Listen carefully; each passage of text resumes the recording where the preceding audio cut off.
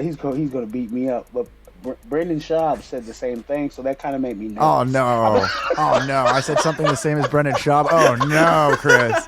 Don't do this to me.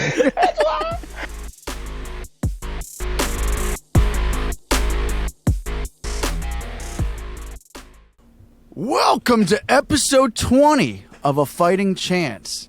I'm Jared. We've got Sal, and it's an honor to introduce on this exciting episode. We have Chris Beastboy Barnett. What's going on, man? Woo! Hey, man, how are you doing? It's awesome to have you here. Thank you. Man, I appreciate y'all having me, man. Finally getting around to it. Giving y'all a runaround for a while. Yeah, I appreciate you. I know I was kind of badgering you a little bit, but I'm glad we finally got it done. I'm that type, dude. I'm that type. Like, I need that. Like, because I will honestly, I'll sit there and talk to you, and 5 minutes later I'll be like, okay, I know I just talked to him about something, but it'll hit me later. If Sal's good at one thing, it's good at being, badgering people. So thank you, Sal, for being great at that. Of course. You got to be persistent sometimes. So I'm the same way. I need that push. So thank you. But seriously, it's really awesome to have you here. Sal started booking some guests at the end of or in the early December, and we've had some pretty cool people on. And when he told me that you were coming on, I know you get this a lot, but you genuinely are. You're even like a casual fight fan's like favorite fighter. So, and like I'm a diehard at this point. Like I got into the UFC about 4 years ago. It just something I really resonated with. I kind of I grew up doing jiu-jitsu a little bit and did some kickboxing, but I lost my eyesight when I was 11 years old, and I just kind of feel like life is this constant fight that we always strive to just fight through a day to be positive and just be the best that we can be. And I don't know, I just really resonate with fighters' stories, really have resonated with your story. And when Sal told me that you were coming on, it was just it's a very joyous day for us. So it's really exciting to be here for both of us. I'll speak for both of us on that count. That's awesome. Yeah, man. But awesome. how are you doing? How glad to be here too, man. Awesome. Hey, Chris, are you talking right in your microphone? Or Sal, can you turn Chris up a little bit? Is that possible? He's up all the way, yeah. Okay, cool. What happened? Cool. But yeah, man, how's the start of your Frozen? Yeah, it seems Okay, like I'm frozen. All right, we're Oh, good. you're back. Yeah. Nice. How's the start of your year going so far? Hoo-wee. Good. I can't complain. Only thing, really, I'll tell you what. So I got chickens a while back, and at Tractor Supply, they don't tell you what they are. They're like, hey, we're going to give you these chickens. They're going to grow up. They might be roosters, and they might not be. I happen to get 3 roosters, and at the beginning of the year, they decided to start learning how to cock-a-doodle-doo. And so I've been battling that. But other than that, my year's been good. We got these little collar things for them that's supposed to help. Does so much, but you can still hear them around 3:30 every morning. I'm up, which I'm normally up around 4:30 anyways, but I'm finding more things to do with that extra hour now besides go out there and yell at them. What's the main? Is that the only difference? Is the cock-a-doodle-doo, or is there like a difference in what the end goal is with the chickens or the rooster? Well, I'll tell you what. Right now, I ended up getting 3 hens out of it too. So I don't know if y'all seen these egg prices. But your boy has fresh eggs every morning. Like, I get about 15 eggs every day. So I'm about to start pushing these eggs in the street next, This UFC stuff doesn't work out. Y'all can hear, y'all holler at me at Barnett Farms, But now, besides the roosters, now, I mean, the chickens are great. It's a great, relief, just to go out there and, it's just, I don't know, that whole thing of just taking care of something, and then it giving Absolutely. back to you type thing, you know what I mean? So the eggs are my my bounty that I take in, and I feed them all kinds of crazy knickknacks. I'm looking up every day, what can't chickens eat? And I'm starting to find out chickens are like pigs, man. They can really eat anything, like chocolate and like other caffeine. Wow. It's pretty much it for them. Yeah, I mean, you're definitely more connected to the experience than just going to a grocery store and getting some eggs that way. Mm-hmm. And the eggs are better too. Yeah, I mean, I can imagine so. The orange yolk, like the real deep orange. Yeah, and there's a way to like, yeah, you can actually feed them to have like this like double yolk type thing, man. Like there's a whole anatomy and science behind this, and I'm just now diving into it. But if I can get these roosters to stop crowing in the morning, we'll be set. Chris, have you heard of the Carnivore Diet? Are we about to go into Liver King type stuff? Huh? No, not specifically Liver King stuff, but I did the Carnivore Diet, like strictly only animal products for like 4 months, like strict to it, where I was eating like 13 eggs, like I would say 9 to 10 a day on average. And the thing is, like, I didn't even grow up eating eggs, but I got into this like diet where I was just like eliminated everything that was like a carb or even like vegetables. So I was just eating only like no sweets, nothing for like 3-4 months. It's pretty crazy. The things you start to feel are wild, but it was amazing the amount of different ways I could come up with to use eggs, like as like I was like turning eggs into like burrito wraps, like just like frying like 3 eggs and like turning like mixing bacon in with some meat, and you can just do so much with eggs. It's wild, but like everything that you do too much in life, I got burnt out on it, and like I have not eaten eggs since I did that diet. Makes sense. Makes sense. So your I'm eggs are safe with you. I'm getting close to that level already. Like I know the first month, I was like, oh my God, what can I do? I can boil them. I can fry them. I can do this. I can flambe. I can do all this randomness. I can make cakes. I can do all this great stuff. And now it's like, oh, another egg. Let me see how far I can throw this one. You know, it's like you're like cracking it on your head. Like, here's a good trick. Yeah, literally. It's gotten to the point that I use them as like little BB targets now. Like I shoot my little BB gun at them now. It's like, okay, so crack it. Yeah, got it. That's good. Could be like a evil water balloon, an egg. There you go. There you see. I like it. I like how you're thinking here. Huh? I mean, people definitely grew up egging people's homes and not thinking of how much food they're wasting with that. Yeah. Or the salmonella. Dude, I was never somebody terrified. who like went around toilet of what? Of eggs? To do the egging, like we pull up, have a whole carton of eggs, and we'd be like, yeah. Is the car running? We'd throw one egg. It probably didn't even hit the house, probably like hit the deck or something, and we just drive off like, yeah, we did it all. Dude, I would never even toilet paper people's homes. So the only thing, the closest I ever got to it was I had a friend over at my house, and my parents were like out to dinner one night, and we're like, what if we toilet papered our own house? And so by the time they got home, there was like, we just like scared them a little bit, like thinking the house got TP'd. And we like started doing it. We're like, yeah, wait, we're going to have to end up cleaning this out. So, yeah. Oh, they try to lie. No, the kids up the street did it. I saw them do it. I saw them do it. Yeah, for real. Dude, well, I was going, we were talking about, the last episode we did, we were talking about just breaking down the whole year of fights and doing like our like little awards of who got our favorite like moment in the fight, moment in the whole UFC basically for the year. And I was saying how everybody who was doing like their award shows or whatnot, I think missed a golden opportunity of your octagon speech in your last fight. For me, it's like none of the other ones even come close. Like, because we were like talking about like we had Hoinata Moicano on and like his like, you know, give me the money speech and like that was like, it was such like an obvious choice that everybody went to that because it like kind of like just happened. It was at Madison Square Garden. Yeah. But man, yours is a different level of electric of just the way it makes everybody feel good. And like I'm just like, I'm listening to it last week and I just felt on fire, like I wanted to run through a wall. and I can honestly say it was, and that's a positive thing, Chris. it just really but yeah, man, it really it lifted my spirit a lot.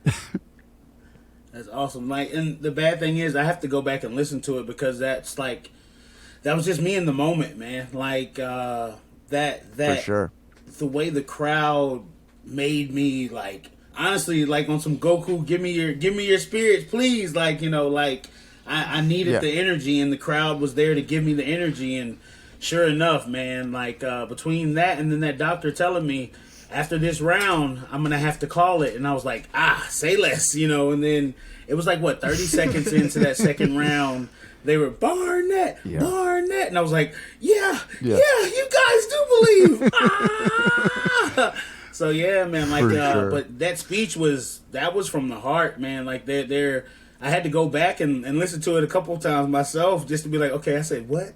Okay, I said UFC twice. Okay, hang on. I said, what I say about Jake? Okay, I didn't say nothing bad about Jake. Okay, we're good. But yeah, man, that just comes with the passion of this sport, man. Like I think what puts me aside from a lot of these other fighters is that I'm a fan first, man. Like I just get to go backstage, you know. I know they get annoyed with me sometimes, the staff, because I'm always like, are you guys sure I can go over there? They're like, Chris, you're fighting, go over there. I was like, okay, I just wanted to make sure, guys. Sheesh, you know. So it's always been like, it's still.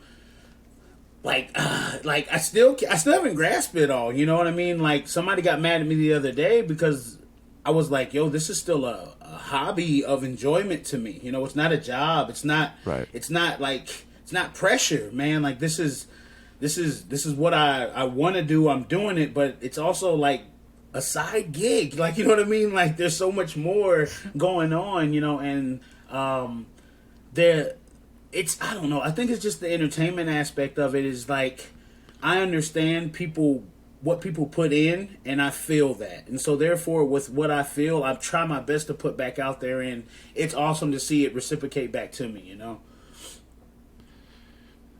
Well, there are more layers to I think there are more layers to every human than like a one thing that they do. I think some people get stuck in that. Like, I am just a fighter. Like, I'm a musician, and sometimes I think back 10 years ago, it was like all I consider myself was like a guitar player. And like, as I was in a band and we were touring and all of this, and now over like these last 5 years, like, I think of like all of the things that I bring to the table, whether it's, you know, just conversations, like being a good part of my family, like, you know, loving working out in the morning, like cooking a good dinner like every single day. There's so much that puts the whole picture, the whole package of like a human together, that they're not just like a one-trick pony at the end of the day. So I think it's awesome to use that as like the platform, but like you said, there's so much more going on. But yeah, man, I can totally relate to like being in the moment and speaking from your heart in those settings, and having to go back being like, what did I say? Because like the first time my band ever won like an award from like an award show, and like it was literally, I was living in Hollywood, and we won like this Hollywood Music Media Awards, and it was like a no big deal award show, but like they called my band's name, and I was like drunk and having a good time, and we had just played a song. I went up there, and I'm like holding my singer in like my arms, and I'm just like screaming like, we did it, and like I'm like thanking everybody, and literally, dude, I forgot to thank my sister. And it was so funny because I remember, like, even years later, she's like, yeah, you said everybody's name basically in the entire place, and you didn't say my name. And I'm like, that oh, one over no. your head forever. So you remember that one time, like, you had your biggest chance to thank me, and you chose not to? Remember that? And I'm like, yeah. She's like, I sacrificed moving from Florida all the way to California for you. I'm like, oh, no, she's not wrong. That's how it happens. But, that's how it always happens. It's always the most important person that you end up forgetting, knowing good and hell well that's who you should have thanked first and throughout the entire speech after everything you finished. Yeah. Well, those moments, I don't know, they're just so important though. Those moments where like they take you over and you're just, not a lot of us get those moments that we can live our entire lives based on of just a few of them. I mean, those moments are so important and big for our whole trajectory of what makes us feel good. I'm sure you felt like in that moment of coming back and winning that fight and having the crowd. I'm sure it just. I mean, it couldn't have felt. You couldn't have felt more alive in such a huge moment. Yeah, they could have literally ran the entire Vegas Strip of energy off of me. Like, they could have plugged it into me, and I would have lit it up for at least a good 4 hours. That adrenaline kicked in with them stitches I had to get afterwards. Yeah. But, man, before then, woo!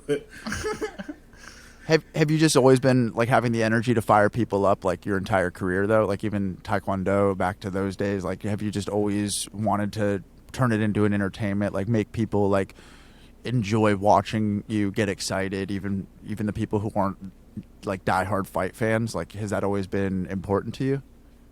I've always wanted people happy, like, you know what I mean, like, and which is, it's always been a gift and a curse, I'll say, with it. But like, I've always want people, I won't say happy, I'll say comfortable. I've always want people to at least be comfortable, or, you know, around me or in a setting or whatever is going on, you know what I mean? So in the fight world, if I take away that and I'm just like, hey, it throws a lot of people off. Like, I've had people literally tell me, dude, I stopped watching the UFC about 4 years ago, and now I'm watching it because you grabbed me. And I was like, oh man, thanks. You know what I mean? Like, and it's always been my thing. Like, even when I was working at Lowe's, I would find myself turning into that person to make sure they were comfortable. So like, somebody would come in, hey, where are the light bulbs? My voice would change completely with them. Oh, they're right over there, actually. Well, can I help you find them? Like, you know, I would go to whoever it is, and there'd be times to where I'd have people almost like, not to the point to where I wasn't trying to make fun of them. I would just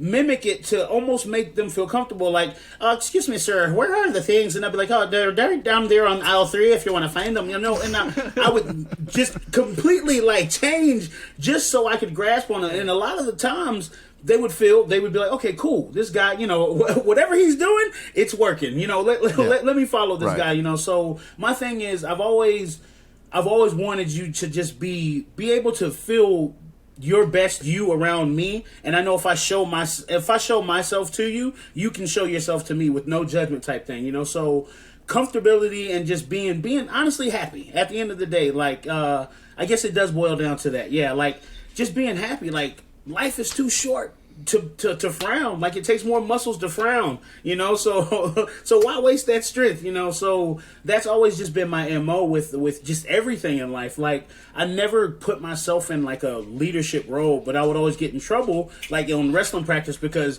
I'd be the most turned up person in the room. Let's go, y'all. We gotta go. Da, da, da, da, da. And then they'd be like, Captain Chris. I'm like, don't put that captain on me. We're all equal here, y'all. Ain't no captains. Ain't no this and that. We all let's go do it together type thing. You know what I mean? I never wanted to feel like I was over anybody. I always wanted everybody to feel like we're right here. You know, we're in this together type thing. You know, so yeah, I think that's always just been my thing, man. Just, I want you comfortable. I want your best you around me, because I'm going to try to give my best you to you, you know? My best me to you.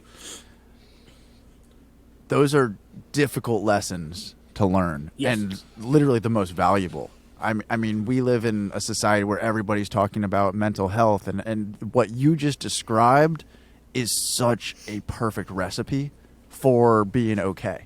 Because, like, at the end of the day, like, being good, and even like people say, like, fake it till you make it kind of thing. Like, I think that works. Like, the more you say, like, I'm doing good, like, I'm having a good day, I'm happy today, like, it starts to work. Like, it starts to become your normal and consistency.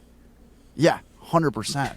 And I don't know, like, I mean, I've been through some stuff. I know you've been through some stuff as well. And those things, it's very easy to get stuck in like in your pain and your trauma. But the thing is,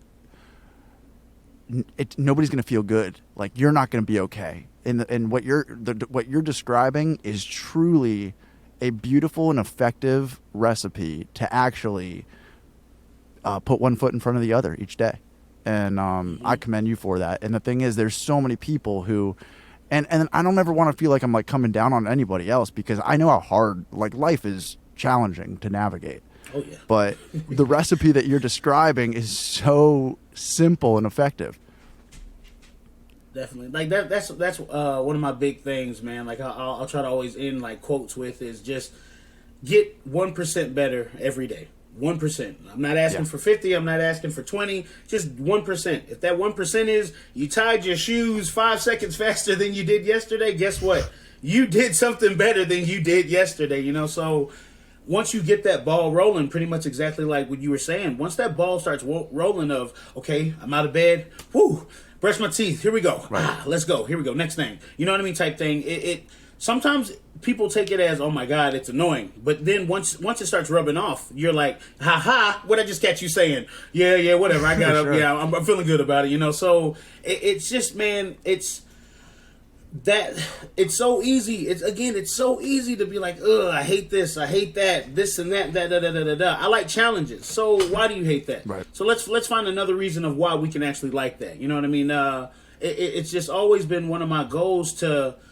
There's a, you know, I won't sound crazy, but there's a positive side almost in everything, you know what I mean? Or you can find something positive in almost everything, you know? Absolutely. Just whether you have to flip it or turn it in any way you can look at it. But yeah, dude, it's just that 1% every day, man. If you can give me 1% every day, then boom, you are doing better than a lot, you know? Yeah. I view my morning horrible workouts every single day as like, if I suffer through this hour and a half, like the rest of the day, bring it on. Like whatever you're going to throw my way, I'm going to be able to deal with it a little bit better than because I already put myself through, you know, all the burpees, the pull-ups, whatever it was that day. Like, so yeah. So you just throw whatever you want at me. And like, it's just going to be a little bit easier because you already had some positive suffering in the morning. Like but I mean, the thing is, it's not rocket science, but it is. I think it's a hard thing for everybody to grasp. I think we lost him. Oh no! Oh no! Yeah. I hear him. I'm here. Yeah. My mouse is spinning. I see y'all talking. Okay. Oh, we can hear you. Yeah, that's fine. I hear you. But did that come from like a young age with Tae Kwon Do and like your family instilling that, or like the discipline aspect of it all, or the positivity? I think it just came from life, man. Like I've been through a lot, and I've seen the way things have been handled, and I just picked from the way certain things were handled that I liked about that instead of the other way I've seen things go. You know, so like a lot of things have happened to me that haven't happened to a lot of people, and it's like I can sit back and, oh well, you didn't go through this and you didn't know. It's like, no, hey, if you ever need me and to talk to me about that, yo, I'm right here. And even if it isn't something that I've gone through, I can find some type of path through that dark tunnel. I'm telling you right now, I'm good at digging my way out. You know, so like it never was instilled in me. Like I was the younger brother, you know, so there would be times where I would pout and try to get my way, you know, be a little brat and stuff, you know, and I saw that is not who I wanted to be at all, you know, type person. It didn't get me anywhere but beat up even more by my older brother, you know, so it was like, that path isn't going to work, you know, type thing. But I will say, I guess it's more or less, yeah, the Tae Kwon Do, the discipline. My father, him being in the Air Force, I think that yes sir and no ma'am, that takes you so far. Like I know people just put it as a southern, you know, oh, that's your southern twang. No, it's like I'm saying that out of respect, you know what I mean? I'm not saying that like because, oh, you know, but whatever. No, I mean that genuinely. Like when you get the yes sir and the no ma'am from me, that's, hey, I want to let you know I respect you, you know, and that's big in Tae Kwon Do, I think, you know. So yeah, I'd say that Tae Kwon Do background, life in general, high school, growing up in Georgia, going to a Georgia high school where you're going to learn to laugh at your pain and throw jokes back at folks, or you're either gonna, you know, you're gonna wilt, man, you know. So I give it to the high school I went to also, you know, giving me the backbone, because I learned to crack jokes real quick. You know, you're gonna get about 2 jokes out of me, and I'm firing back with something. I'm gonna hurt your feelings too. You gonna hurt mine, but I'm gonna make you laugh while I'm doing it though. You know, I'm gonna make you laugh while I'm doing it. You get a little upset. That was the beauty of having Tae Kwon Do as a background. I honestly was terrified to fight in high school, but the fact that everybody knew I knew Tae Kwon Do, they were like, man, don't fight him, man. He knows that Jackie Chan stuff. That's exactly, they would always say that. He knows that Jackie Chan stuff. And it's like, oh, okay. Deep down inside, if anybody would have tried me in high school, I would have been like, no, stop it. It was bad. It was bad. Like, we're talking state wrestling, all this stuff. I had all the background, but I was always terrified because in the back of my mind, no matter what happened, I had to answer to my dad. I had to answer to my pops. I don't care what I do. Dad, it was 12 of them. They jumped me. I took them all out. Look, I'm still fine. Oh, yeah, you fine? Go ahead, head into the back room. You know what time it is. Man, come on, man. They jumped me. What must, so that was one of those things. I think Chris Rock has a joke about that. Like, he was never worried about getting cancer from smoking cigarettes. He was worried about his dad kicking the door down and punching him in his chest. That's what he was worried about, type thing. So, like, the discipline that he instilled in me, like, it was just one of those things of not fear at all. It was just like, hey, you know right from wrong. Don't make me have to remind you that you know right from wrong, So growing up with that was always just a good thing to have, Disappointing him was a fear of yours, it sounds like. Huge. Like when he was in my... That's crazy you say that, because when he started cornering me, that's when I started having some of my best fights, because the worry of letting him down. He like my coach is my father now, so that was, I will say, that's when MMA wasn't fun, because there was so much pressure. So much pressure. But I will say I had some of my best highlights when he was in my corner, though. I can so relate to that. My dad, he was my best friend. He passed away when I was 25 of a heart attack, actually. But he was literally my best friend growing up. And I was an ice hockey player. And like before I lost my eyesight, ice hockey was my entire life. And my dad he wasn't even like that vocal during games. Like he wasn't one of those parents screaming in the stands or anything. But you would always hear the other hockey parents screaming. And we were in this like big tournament. And I was not playing well that day. And I was like the assistant captain. We were in this big tournament. And I'm in the penalty box. And he comes walking over. And he's like not a vocal parent at all. And comes walking over to the penalty box and just puts his hands on the penalty box, like hits it really hard. And he's like, "You're playing like shit out there." And I just start crying. Like, I'm like, oh no. Like just that it was like, and the initial disappointment that I felt, because like I knew how much having his respect just meant everything to me. And I went out there and I think I scored like 4 goals in like 2 seconds. Like it was like, wow. Oh no. But yeah, crazy. Man, I can completely relate. I had I think it was junior nationals we went to. I didn't want to go to this. Like Taekwondo at this point, to me, I was pursuing more football than Taekwondo. But my pops was like, "No, we're gonna get this national championship one way or the other." And it's like, okay. So we get to we were down in Florida, Kissimmee, Florida, and I forgot what round or what. I don't know what quarterfinals, wherever it was, but I remember just being at the points where I just started crying on the mat. I was just like, I don't want to do it. He looks at me and he goes, "You gonna do that right now, huh? You gonna do that right now?" And I was like, he said, come here. And he goes, "What is wrong with you?" I said, I don't know what's wrong. I just don't want to be here. He goes, "Okay, you don't want to be here? Then end it. End it if you don't want to be here." I said, okay. He goes, "Step, spinning hook kick." And what's crazy is the exact same move that I ended that with is the exact same move I hit Gian Vellante with. And that's what I ended that fight with. He told me to end it, and I was like, all right. He said, "Step, spinning hook kick." Boom. Sure enough, I ended it, got off the mat, and he was like, "No, we're not even going to compete anymore. We're going to figure out what's going on with you right now." So it wasn't like it was, that right there let me know that even in my worst times, I can still succeed, type thing, So looking back at it now, that's why I said that right after that fight. That literally was a move that me and him, we worked on so much. And me being a shorter fighter, it always worked on the taller fighters. And I heard Cormier and I heard Dean Thomas. Well, Chris keeps stepping back. And every time he steps back, wow! go. You know, it's like I was like, I need to end this. I need to step forward and end this. And sure enough, like right after the fight, that's all I felt. I was like, man, I hear you, Pops. You know what I mean? Like that. It was crazy. It was very, very good feeling. But yeah, man, like the power of the pop. It is the ultimate power. Do you remember why you were crying in that moment?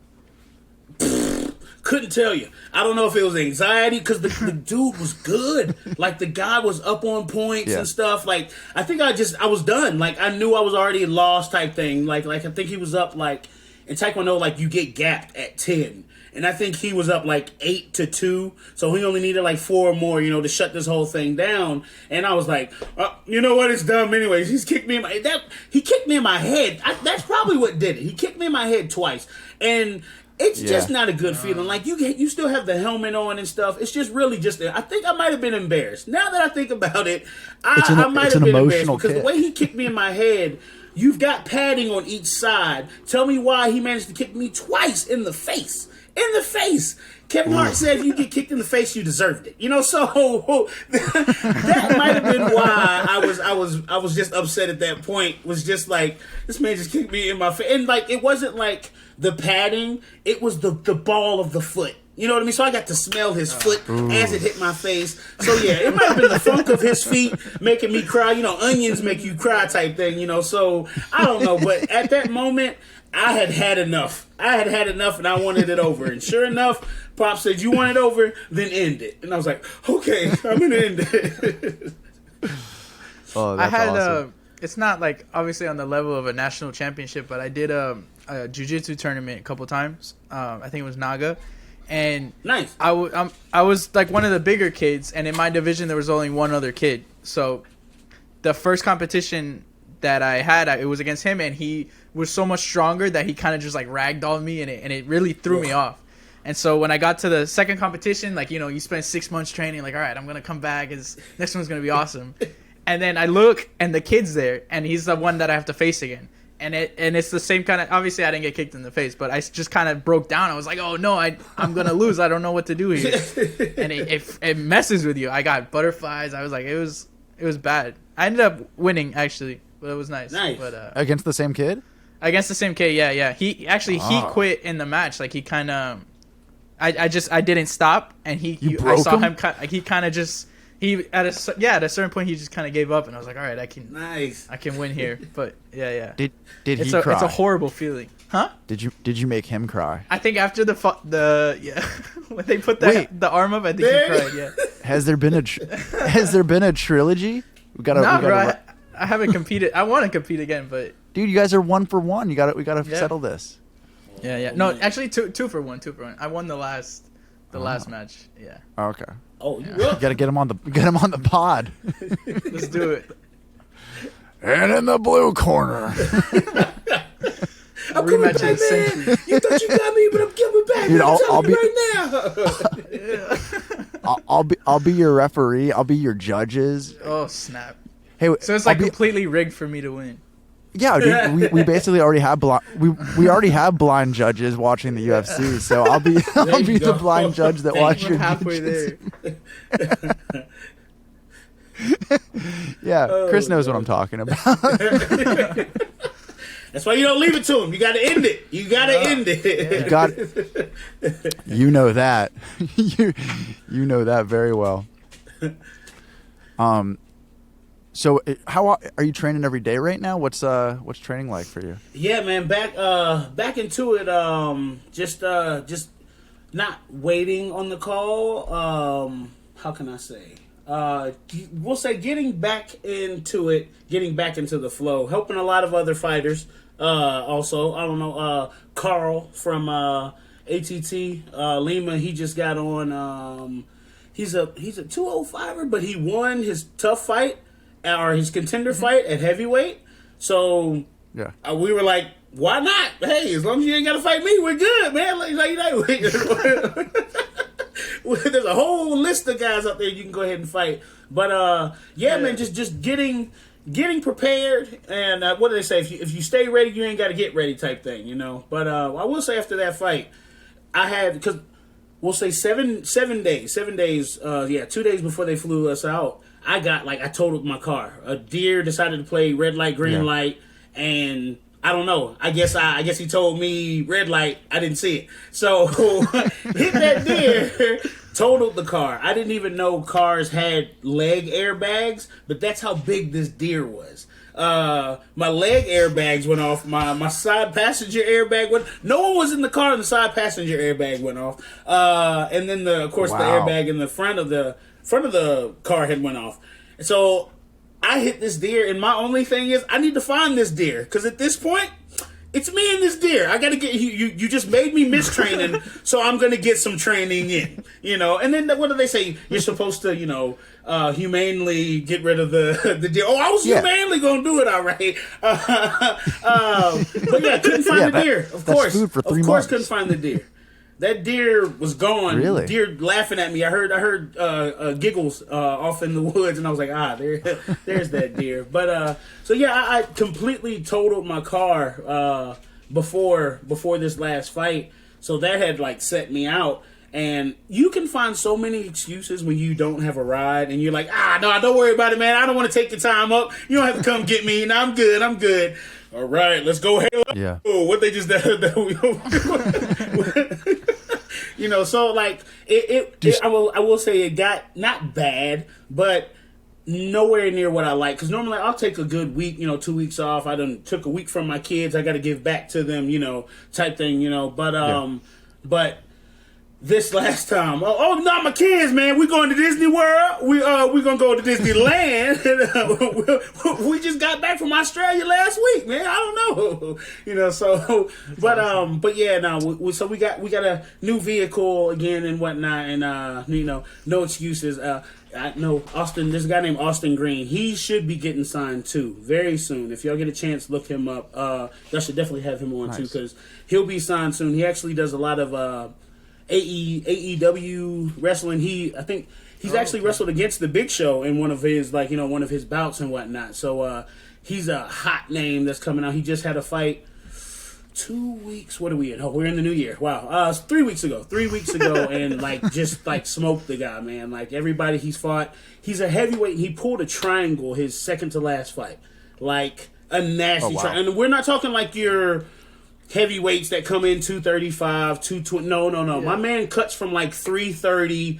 He's 6'6". Yeah, 6'6". He reminds me of if Colossus and Juggernaut had a baby. This dude would pop out, man. So it's fun sparring with him every day, because I get humbled and I'm like, man, you're not as good as you thought you were. You're not as bad as they say you are, So it's always a good humbling experience. But yeah, Austin Green, dude, he's been one of my, and he's my biggest. Hey man, you weren't at the gym today, and I was like, I'm sorry. He was the one I would tell, hey, you want me to come get you? Oh, don't worry about it, Austin, man. You got to go left, then you got to go right. It's out your way to come get me. No, Chris, I'm gonna come get you. Well, I got the kids. Kids should be in school. Well, they went to the dentist, so it just. I had him lined up, but now he stayed on me, man, and I get to see him. What's today? I think I get to see him Friday.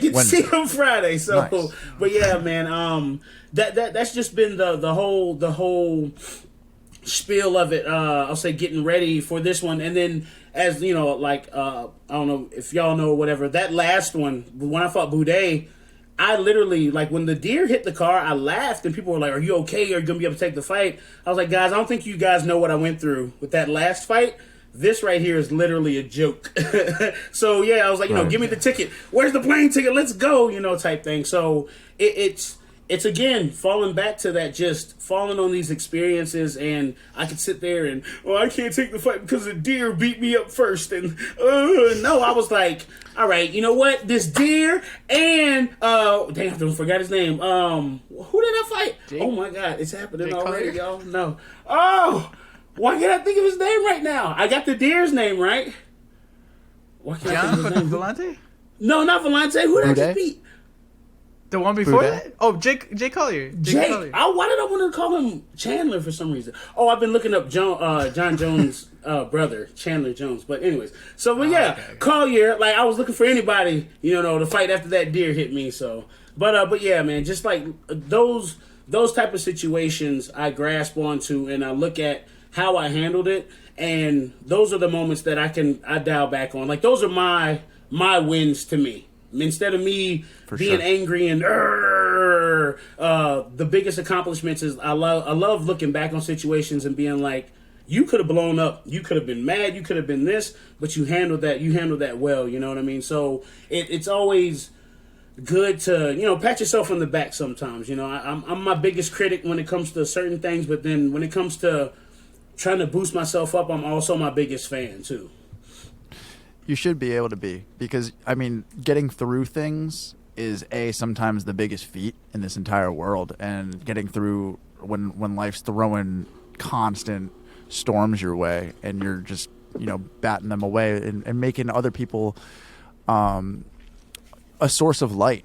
You're a source of light for a lot of people who go through darkness, and that's what you were saying earlier is like, you have a black belt in not just Tae Kwon Do, but going through life and experience. And I really think that's honestly one of the biggest things. Like people look towards people like that. People need people like that in their lives to make things feel like it's going to be okay. And I know that's like sometimes seems simple, but it's really like the biggest thing for community. It's the biggest thing for on a global scale. Like when people, I know I heard you on Ariel Hawani saying like when you got back to the hospital to get your cheek checked after that last fight, like just getting hit up by parents who have had a similar story as what you've been going through this year is everything. Just people saying like thank you. I know it feels huge throughout my life, like just being a source of like whether the words inspiration or light, just for other people who have lost their eyesight, or a parent, or just anything that's been I've had a lot of domino effects that have led me towards greener pastures, because like I've been the person who's been angry and been like I've been that guy because it's easy to be that way. It's easy to bottle it all up and just do the why me's and feel like everything's just shitty and everything is out to make it worse. But nobody gravitates towards that. And once you wake up from that and just get through it and just try to say, what, at the end of the day, I'm all that I have, and how am I choosing to like live this? And because I'm somebody who I've always been a positive person. I've always been somebody who wants to make people around me happy and make people laugh and everything. And when you're just wallowing in your pain, like good luck doing that when everybody just sees suffering on your face. Like it's not easy. So getting to a place where it's just like, all right, I've been through it. Now what? And being that person where no matter what's thrown your way, you're going to be able to find some dark humor in it. You're going to be able to laugh through it. You're going to be able to make people smile through it. And you're the person who things can be really hard and difficult, but at the end of the day, nothing's going to truly knock you down. That you're not going to be able to get back up and keep going. And that's what I hear when I hear you talk. And it's so important for people to have that source of strength in other people, because that's a hard thing for people to just have naturally. It really is. Well, I appreciate that, man. They should put that on the shirt. Now what? Now what? For real, like you onto something, man. Now what? Like you're throwing everything at me. Now what? Having it like the little, I mean it, the though. Batman hieroglyphic thing. I truly do. Bam. Now what? I truly mean it. You're a big you definitely, I mean, you help people. You really do. And I think it's just an important thing for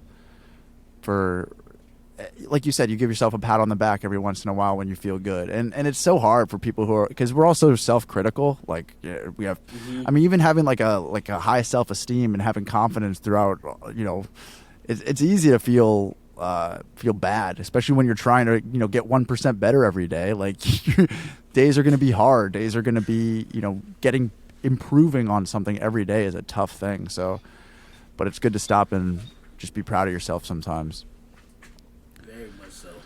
Tough to be 1% when the world's throwing 99 at you, but I'm telling you, as long as you can get that one in,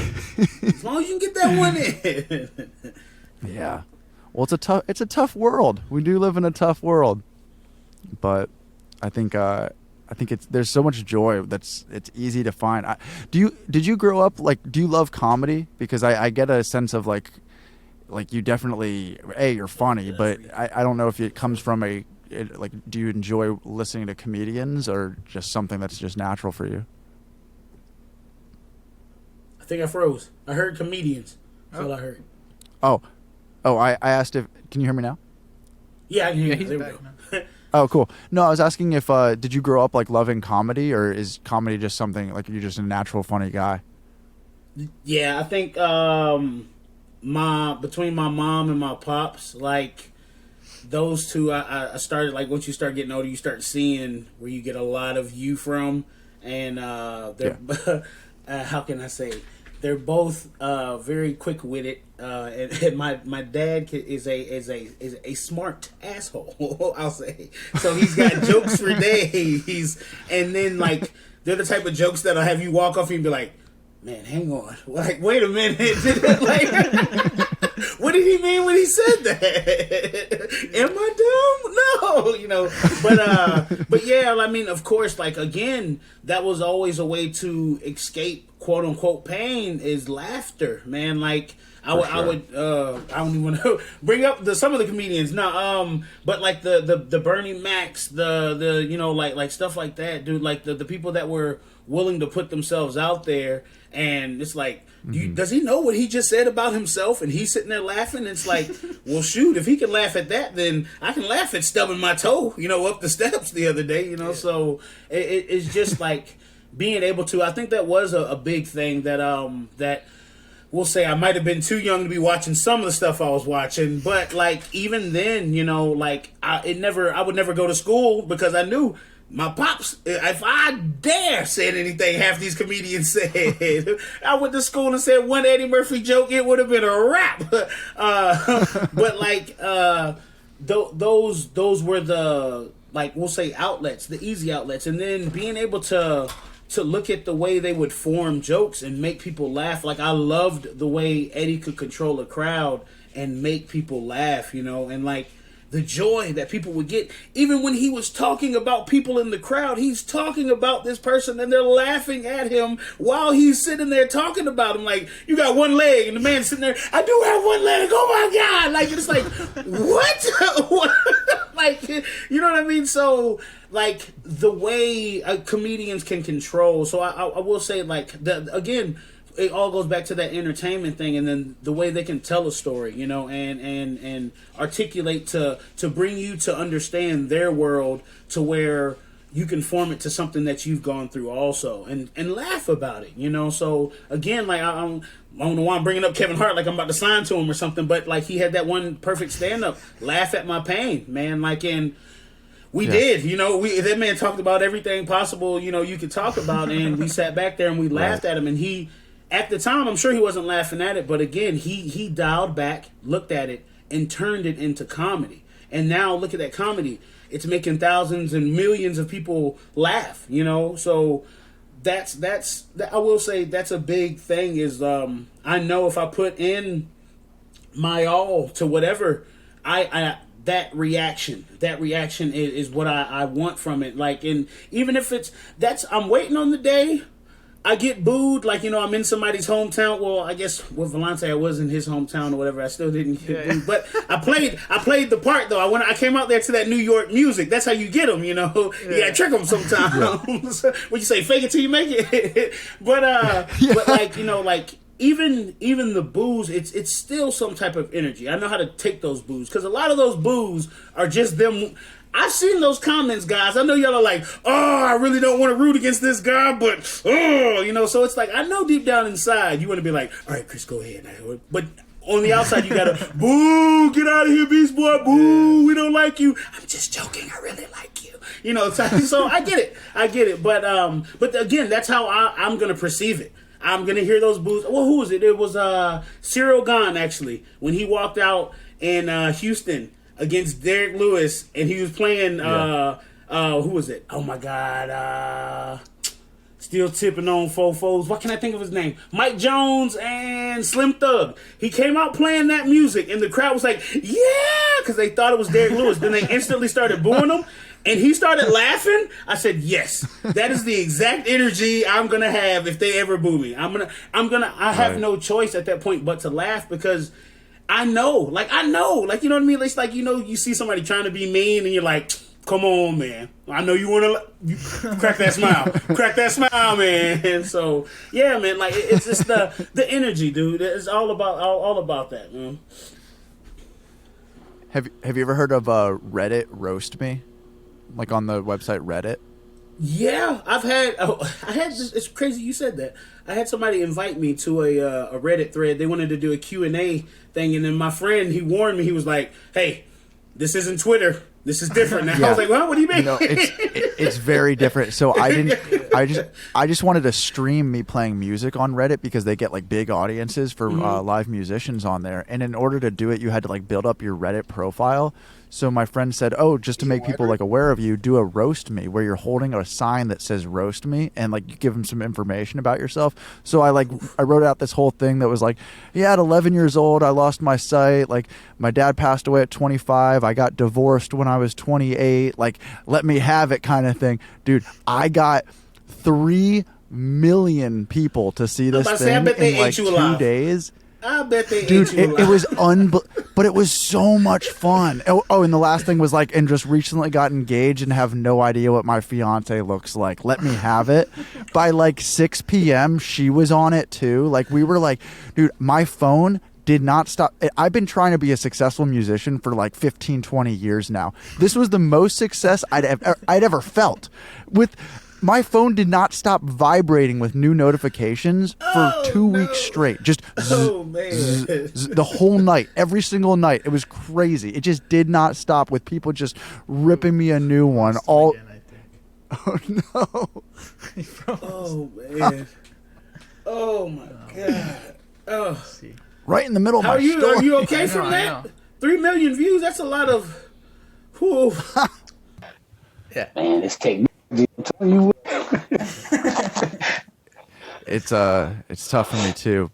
But yeah, it was the most success I'd ever felt, just through a Reddit roast me. My phone didn't stop vibrating for like 3 weeks straight from just notifications constantly. It was overwhelming. Wow. But I loved it. People were like, how do you handle that? They're so mean. I was like, yeah, but they're actually kind of funny and clever too.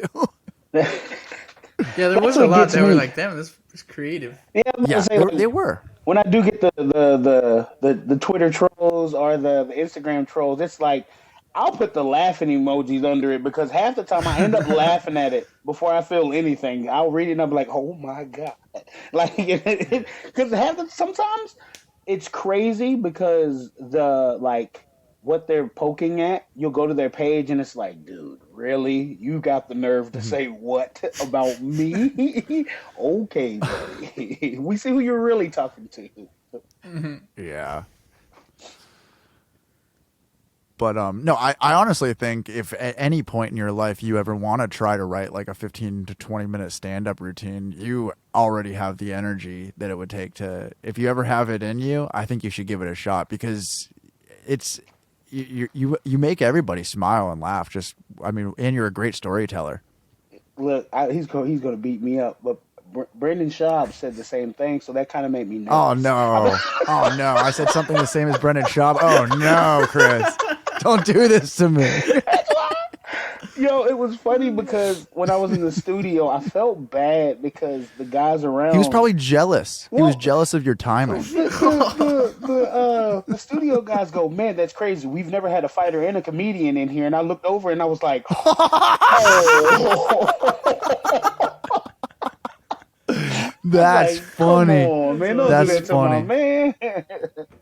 But no, he's a good dude, man. Like, I know but past all once the cameras are off, I'll say, unfortunately, once the cameras are off, like, well, even with me, on camera with me, he's a good dude, but like, I get what he, we get that, I don't want clickbait type, type thing or whatever, but humble, I'll say, humble, good dude, like, outside of it, like we had a real good like deep talk outside of the show and whatnot, and just talking about life, kids, and everything in general, and like you can, you know how sometimes some people can throw that at you and you're just kind of like, yeah, okay, that sounds, you don't even know your kid's middle name, get out of here, you know. But like he genuinely seemed like, you know, like he's a good father, you know, type thing. So just judging off of that, because it's tough to be, you know, a lot of pops, you know, skirt on out, you know, these days and whatnot. So like just it's sad that sometimes that's the bar to judge a man. But after what he's done and said and stuff, you got like, I was like, okay, I gotta gauge this somewhere with this guy. Okay, he's a respectable father. I like it a lot. But nah, good dude, man. Might actually be doing something with them soon. Over there at Thick Boy Studios. That's awesome. Yeah, man. Good guy. That Schwab. Hopefully, Dude, it's funny. When I got into like listening to comedy podcasts, like The Fighter and The Kid, their podcast was one of the first ones that I got into, which is so funny because I feel like over the years, like the last like 3 years, he's just become like this easy target for so many people just to like crap on his humor.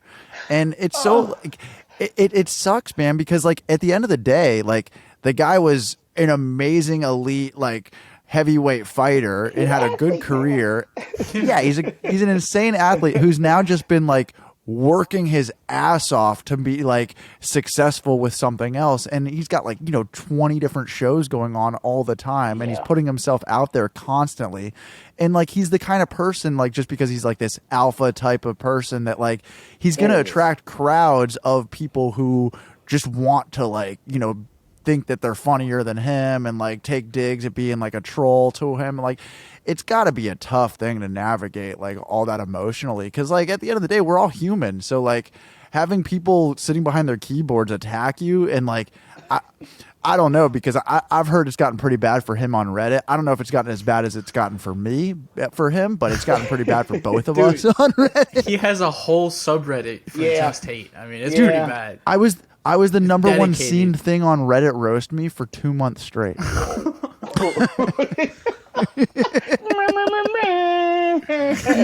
Yeah. We'll take that sub. Oh man. Yeah, we're professional here. Yeah, we got soundboard ready. Yeah. Yeah, it's great. He has a win over Mirko Krokop. That's what I'm saying. Like, he's got big wins. He beat one of my friends in the house, Marcus Jones. You know, like it was just like, and I competing against Marcus Jones, I was like, oh yeah, he's about to slip. Hey, Marcus, get up. Hey, man. Hey. You know, so to think he finished, he was the second. He got second place in that show. Like everybody that was on that show went on to who won? Big Country ended up winning it. Big Country hit him with that overhand right and sent that man to another dimension.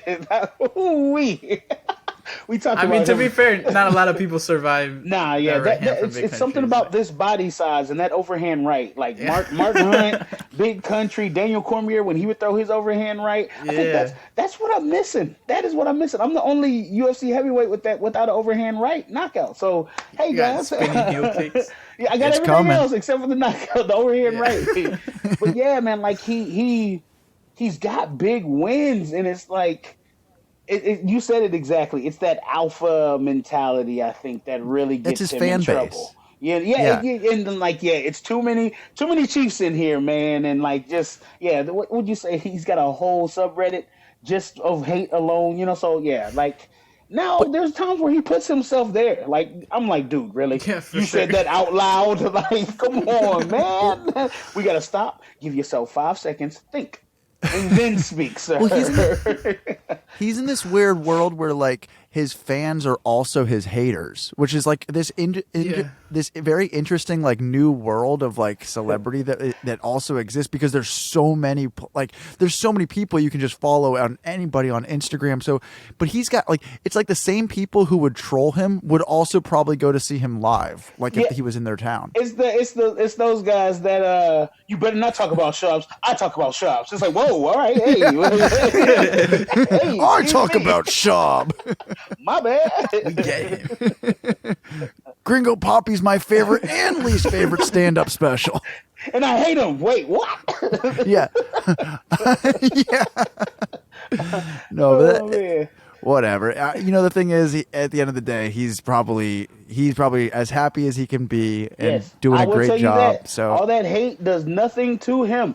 All that does is sign more checks for him. All that does, bring in more checks for him, man. So I will give him that, dude. And like that was one of the things that it's kind of like what's this? This dog wants to go outside. I don't know if y'all heard him in the background the whole time. It's like, geez, no. Good. But like that's his thing, dude. It's almost like not an image type thing now, but it's like I'll play that role because I know how, but I'm not that guy outside of this type thing, So if it's gonna keep them lights on, pay them bills, all right, man. Hey, call me what you want. Well, I think people would definitely go to see you fight and do stand up at some point in your life because you do have. I did it all in one night. Oh, yeah, man. you do have a commanding presence. Right after you win. Coming live in Vegas, fresh from. You fill up the seats. I know they have. Sorry, what were you saying? I was saying that'd be wild, man. Y'all got my brain. My hamster started running again. It's not fast, but he's running. I'll tell you that much. I mean, there's just certain people though. Like anything that they say has this like extra punchline to it. Like even if they're not even trying to be funny, but like it's I don't know. You're very animated. You're very animated when you speak. I'm sure you are like physically also when you're like if I was watching you, I'm sure there's like an element to that also. But no, there's certain people that when they talk, they make you smile, and then the next thing that comes from it is a good laugh from it. So I think you got that in you. If you ever want to do it. Got me in trouble a lot too. So yeah, I need to get paid from it too by this point. That got me a lot of in-school suspension.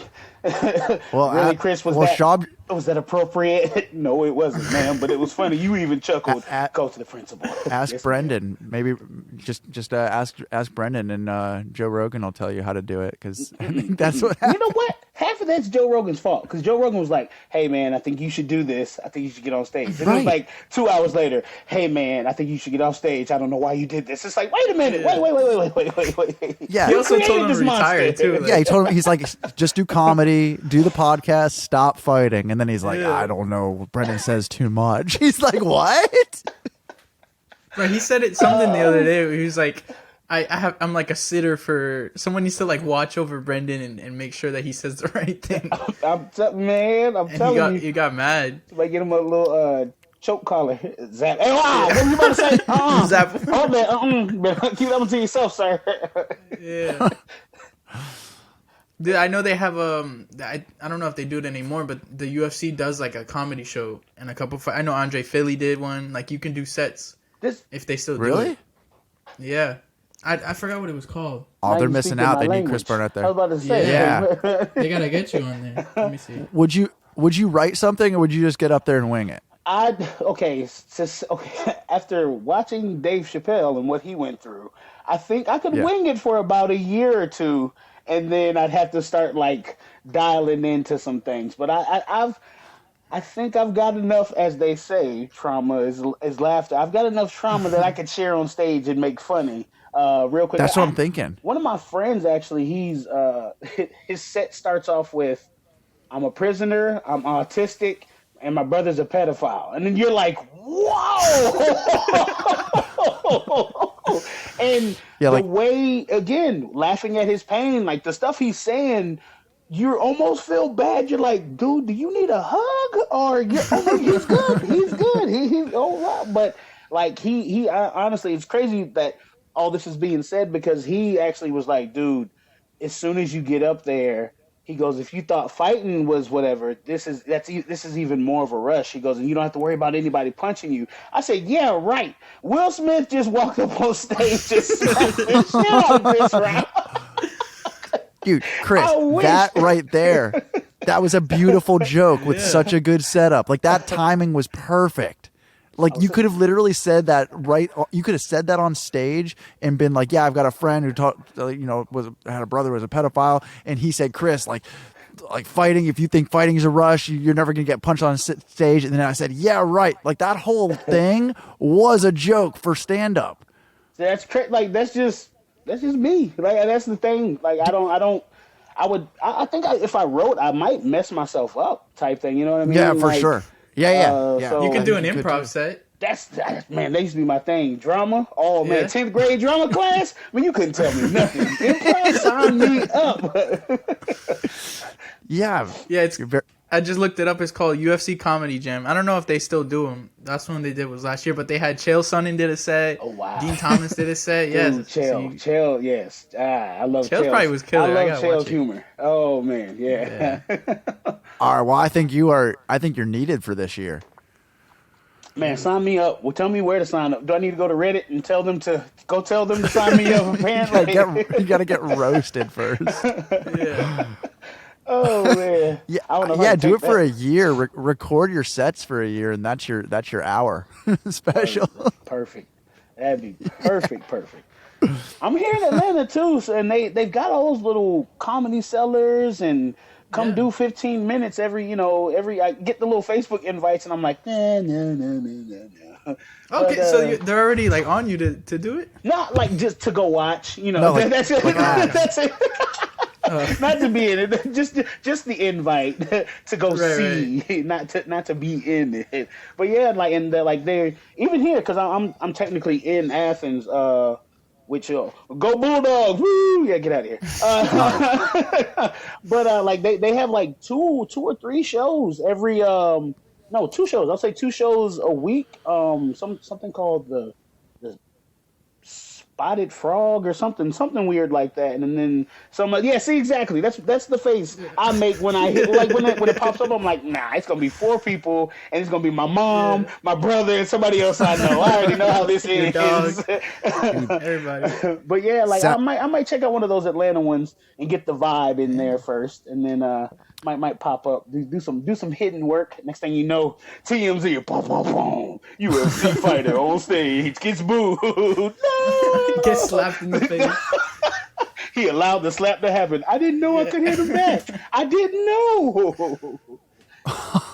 They come up and like spinning hook kick you to the head. Oh, that'd be it.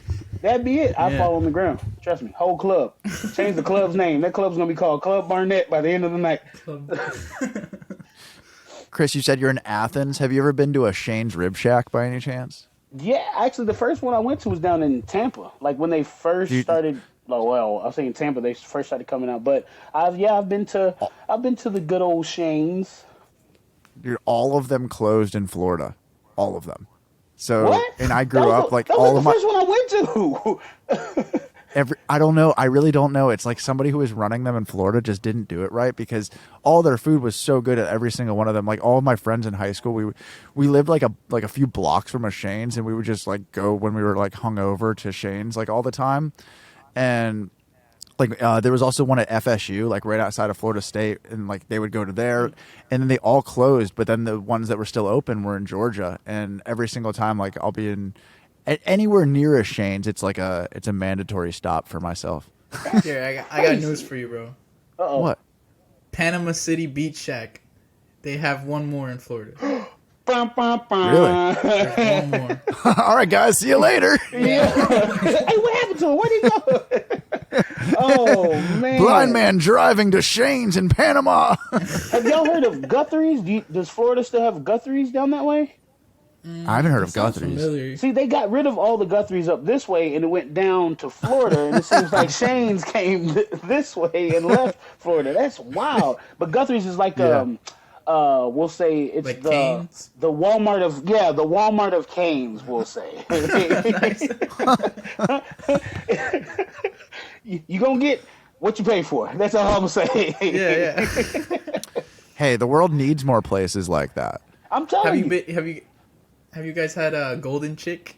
I Yes. think it's a Texas thing, but This is crazy. We had one here. It was in Oconee County, and I went to Golden Chick and I got the catfish. And my friend goes, "What is wrong with you?" I said, "Well, this is the real test. Let's see if they're good at making other food." I see what you We'll got try in the your name. chicken risking some it other all. time. I go to Chick-fil-A. I ask for burgers all the time. They fail. Yeah. So, hello. On Sundays.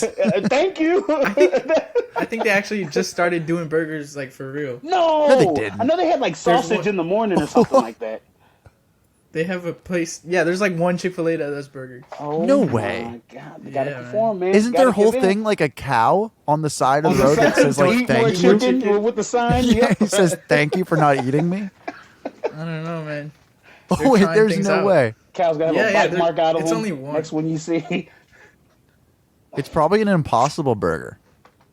No, dude, Yeah. I'm pretty sure it's like a straight beef burger. Yeah, they better It's probably Beyond Meat. It's dog barking. Hang on 1 second. Yep. Ugh. Yeah, it's they're saying it tastes like an In-N-Out burger. Ain't no Oh, like way. only one Chick-fil-A has this?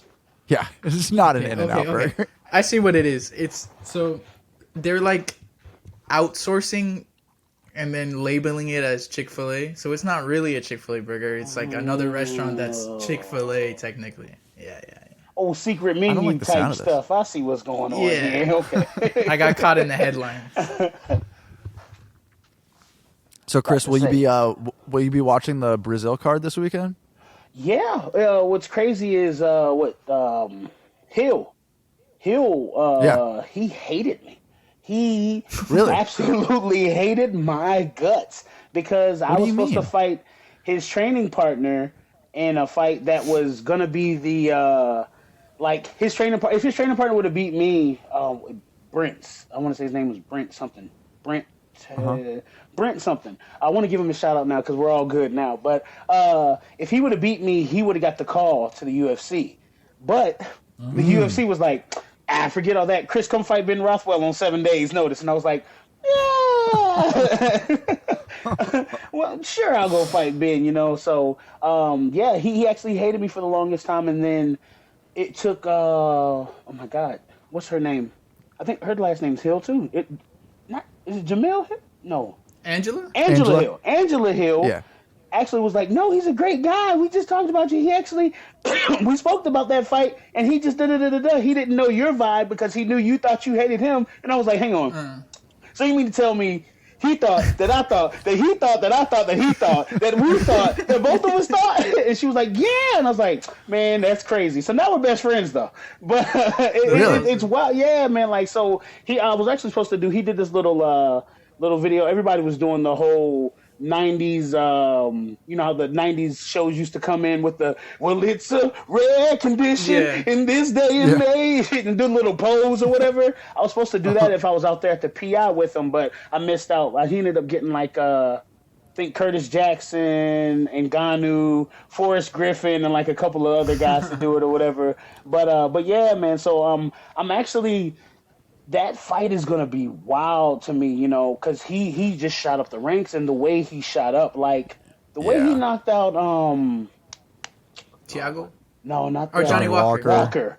Yeah. Yeah. It's like like, a somebody cartoon. unplugged that man's controller, and I was like, that's no, you gotta hit the block button, hit the block. Oh, finish him. Disgusting. It's like no. And it even hit him that clean too. He like grazed his That's what's forehead and he went crazy. out. So if he's packing that much power, and like it's the front of the head, most of the time it's like the side or the back. People go out like Right that. here. He grazed my man. So that's one of the hardest parts of our head. So Yeah. wow, and then with Teixeira, dude, that Father Tom is trying to catch him, and Teixeira's giving him stiff arm every time. He's like, yo, you better watch out, not this time, sucker. So to see that fight, that's gonna be wild, but. I can't think of the guy's name. Who was the champ? The one that just gave up the belt? Brent Yuri? Sahadi? Yuri. Oh, sorry. We're talking Yuri about Prohaska. Yuri. So I was on the same card with Yuri in Ryzen. And I got to see him beat Fujita. I think that guy's name was. He actually did a decent. He had a decent fight against Fedor. Like that's Fujita's claim to fame or whatever. His legacy. Yeah, like he had a decent fight. You hear what I'm saying? He didn't win. Yeah. He did okay. But like he's a legend over He there. survived. You made it past 30 seconds. Hot damn.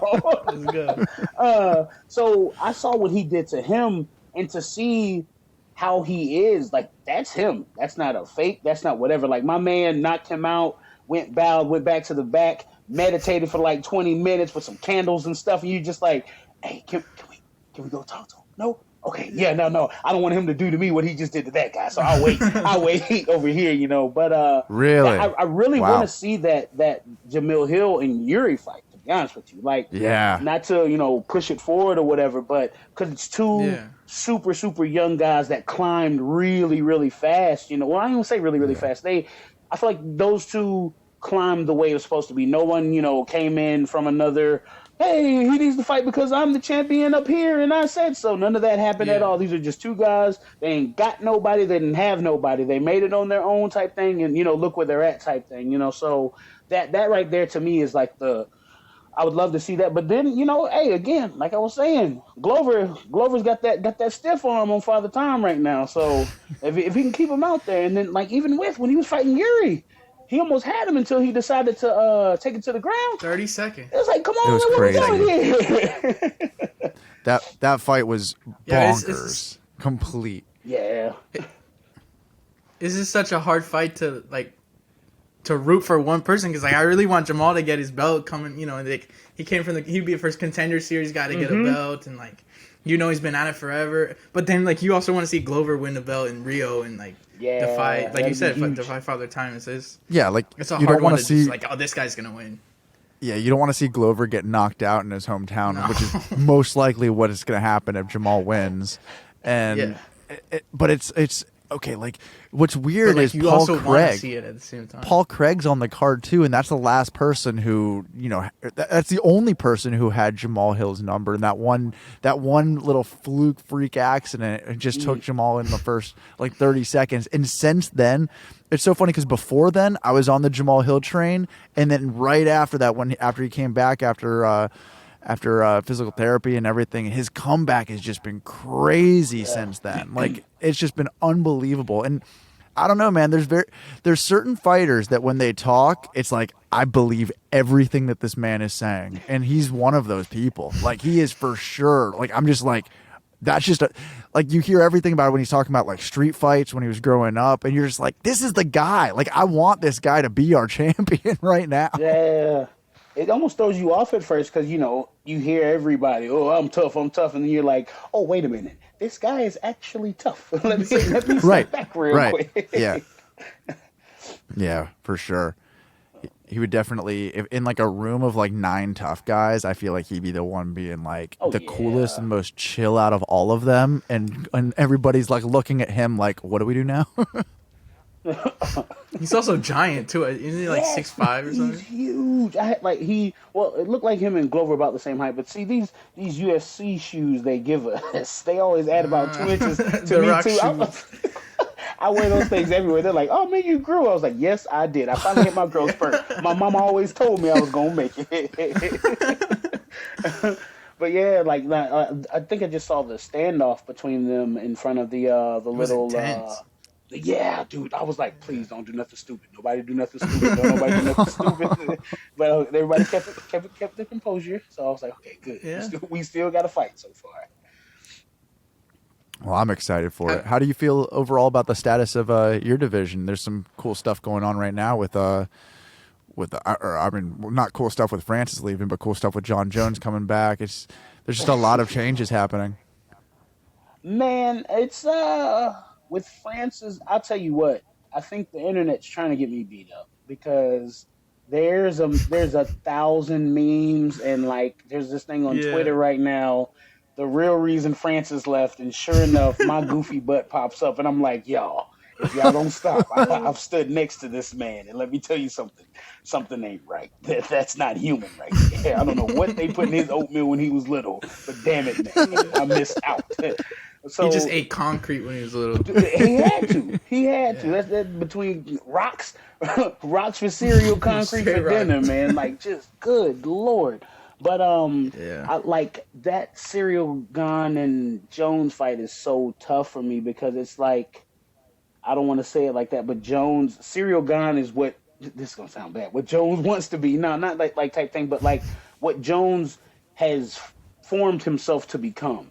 So you got a guy that was moving like Jones at heavyweight. Now you got Jones at heavyweight, but The only thing that really gets me with that whole overall fight is Gon let Francis Ngannou wrestle him. No one even knew Francis Ngannou knew how to wrestle. Right. So that right there threw me off. Now you're going against a guy that's coming up in weight. Now look, now I've been big my whole life. It's easier to go down and adapt than it is to come up and adapt to being big, trying to fight heavy. Now you can go train and do all that, but that live action of having that meat on you your whole life is a big difference, than just gaining the weight over time. Now, if John would have gained this weight, I'll say in like 4 months somehow and gone up and fight, I'd be like, no way, there's no way. But look at the time frame that this dude's had to gain all this weight. So he's walking around heavyweight now. So it's almost a mirror match. So you got to start breaking down little things. They're both got great stand-up, both this, and that. And what it's going to come down to, I really think, is going to be that wrestling. John Jones is a wrestler. I mean, again, speaking of Chael was an Olympian, and he literally made it his job to take this dude down, and he did it with ease.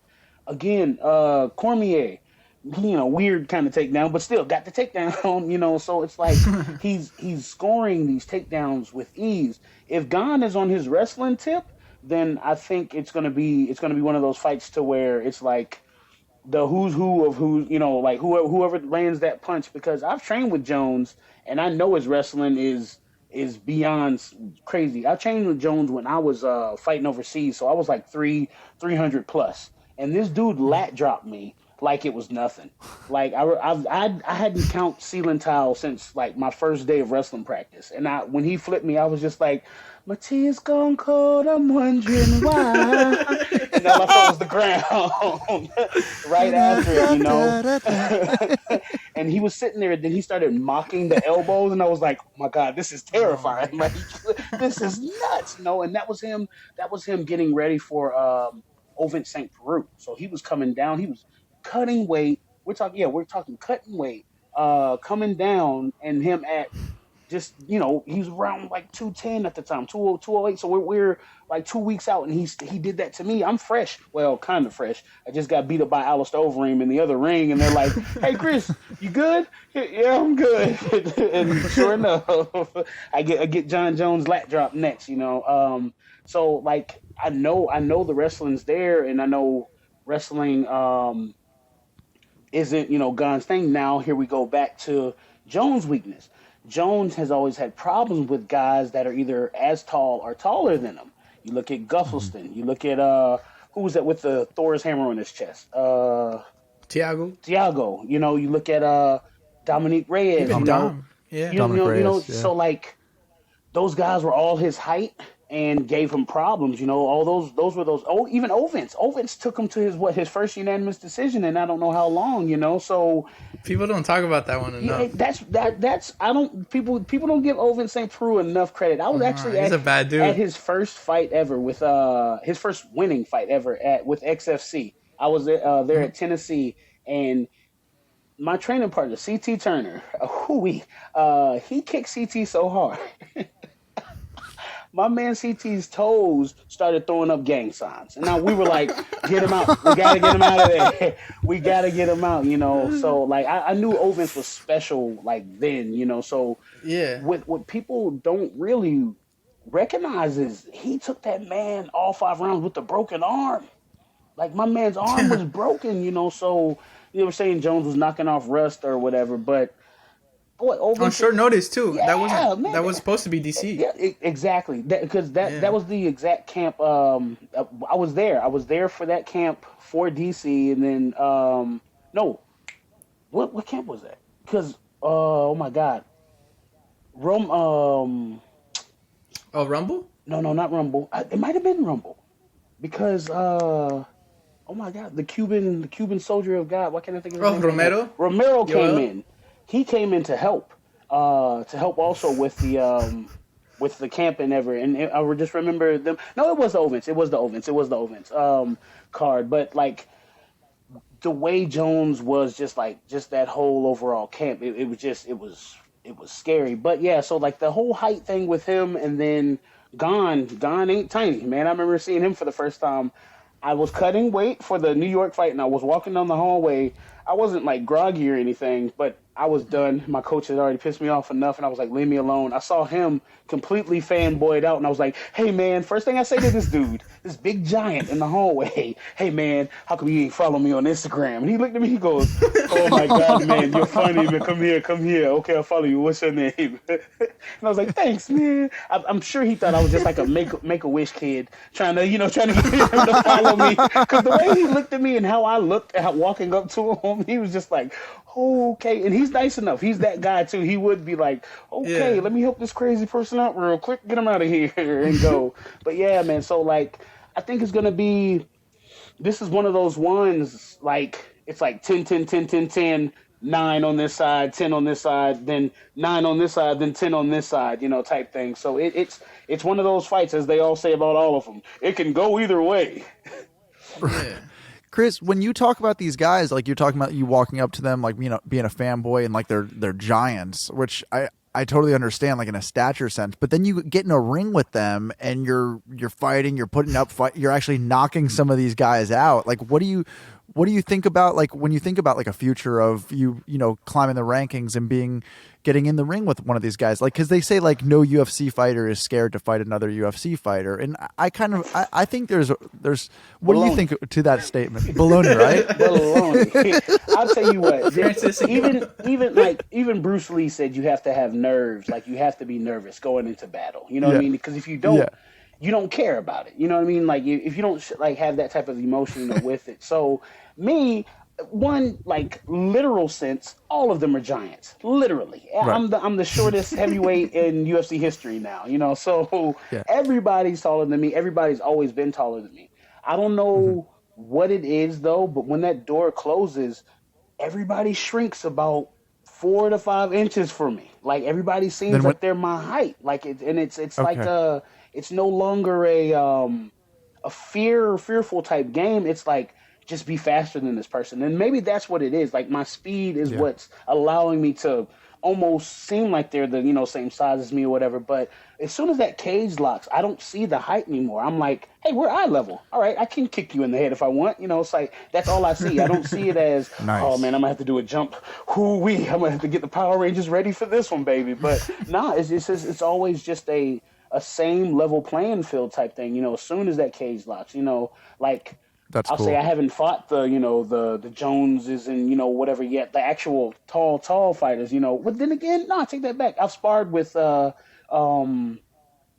I've sparred with Stipe, and that was terrifying at first because Stipe hits hard. Like, we had on everything, and that, I don't know if it's just the fireman strength or what, but my man hits hard, and the crazy thing is that it wasn't like malicious. Like, I trained with Overeem. So before Alistair was all the way off that stuff, my man used to, like, his goal was to hurt all his training partners or he didn't have a good training day type thing, and then it kind of got to him. We would all just be like, hey, man, so my nose is broken. You think I can take today off? So if your nose is broken, we'll work on jujitsu, and you'll just be on your back, and we'll figure it out from there. Yeah, all right, thanks, man. As long as you don't hit me in my nose. Yes, make sure you bring your gloves. I don't need to bring my gloves, Alistair. If we're not punching each other, why do I need to bring my gloves? But like, he would try. Let me rephrase that. He would destroy us every day. And then so it took, I think it was like Rashad. Rashad was like, look, dude, you can't break your toys if you expect to play with them. And he's like, oh, that makes sense, Rashad. Thank you very much. And then finally, it finally clicked. And he used to love me because, again, I linked up with him overseas days. So I'm like 340 actually when I link up with Alistair. And he just loved the fact that I could take his hits and keep moving forward.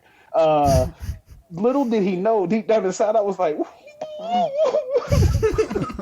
But like after rounds, I would piss him off because he would put I mean, it looked bad. Like somebody should have.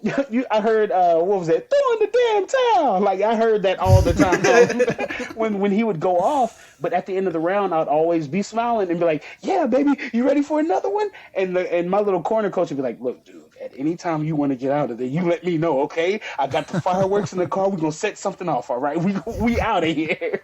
But it was always, again, like I was that outside guy looking in. I'm training with the greats. This is when Alistair had 3 belts, so I'm not about to miss that opportunity. I don't care.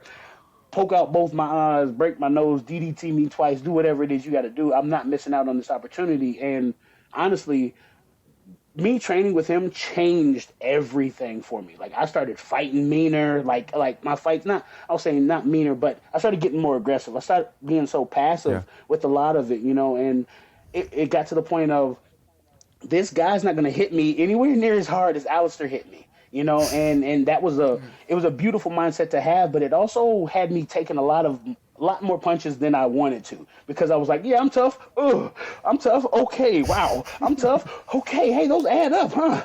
Whoo-wee. With Alistair, it's just 1. With you, it's 3. Okay, I got it now. I understand, So that, like, it helped formed who I am, like, getting back to that.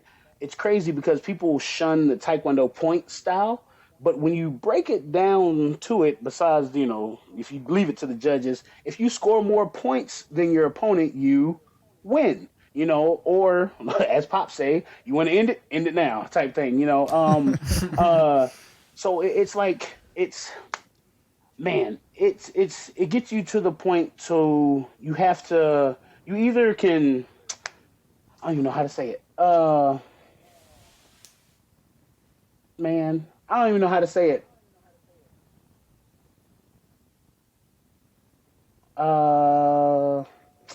You play to win. I don't know why it's playing in my head. But anyways, just to get back to Jones and Gane. I think Jones is going to end up showing a completely different fighting style, because heavyweight, you can't do a lot of the stuff that he was getting away with at 205, because his leverage was different at 205. Like it wasn't that he was the strongest. He knew how to use his length when he was out there, right. And then with Gane being, again, Jones's height and whatever, that leverage factor is gone. So it's going to really play down to who's got the best strategy, pretty much, when it comes down to this. And I don't know who Jones' actual coaches are anymore. Now that I think about it, I know he went out and trained. I think he's at Fight Ready. He's been with Henry Cejudo and whatnot. Sure, I know he was down there for a hot minute, but he invited me out to New Mexico with Maurice Green probably about 4 months back. Or no, when did Maurice Green fought PFL? How long ago? That was like 8 months back, wasn't it? Yeah, it was a little while. Yeah, hoo-wee.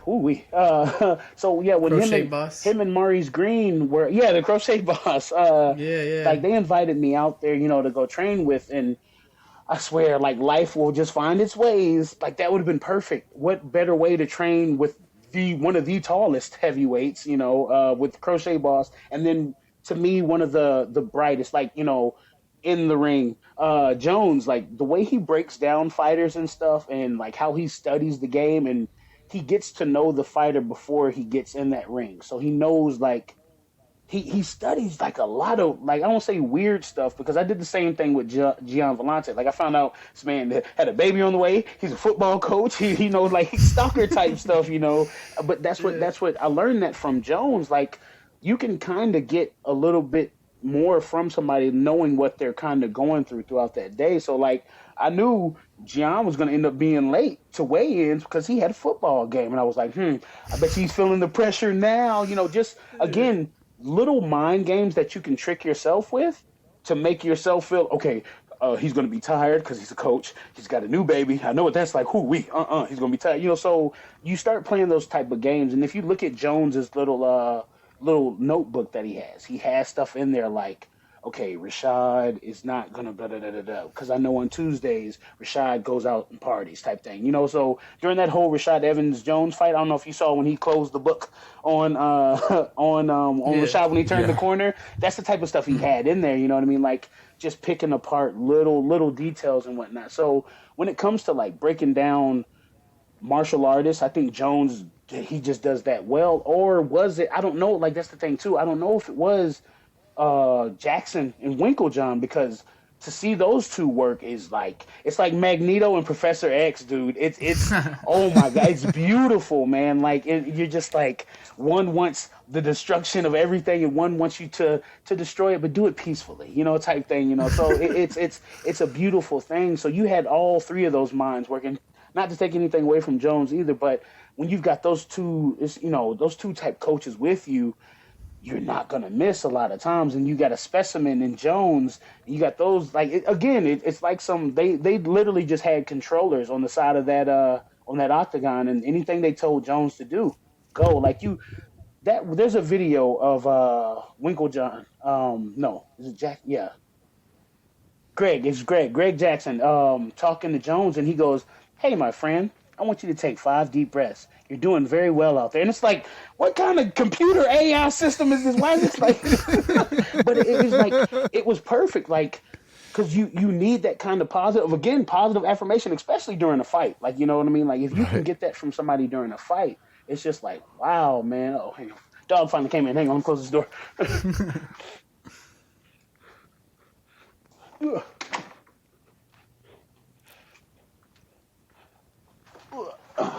But yeah, so like to get that vibe from a coach, and then with Jones' knowledge alone, I really think like until I fight, this is going to be fight of the year.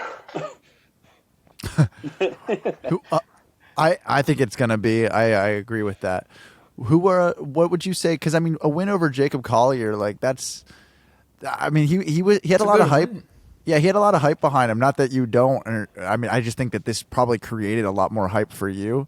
What does the year look like for you as far as like who do you want to fight this year? Would be who I know like want to fight. I've never really like my first UFC presser.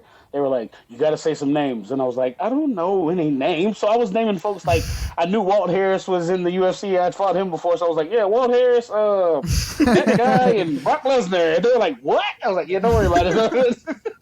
Don't worry about it."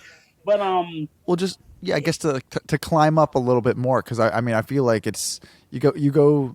I mean Jake's had like a lot of big names. He's fought like last year. He fought Arlovsky. He fought some good. You can stop big right names, there. So you had me at Arlovsky. So let's talk about it. Jake, I feel beat Arlovsky.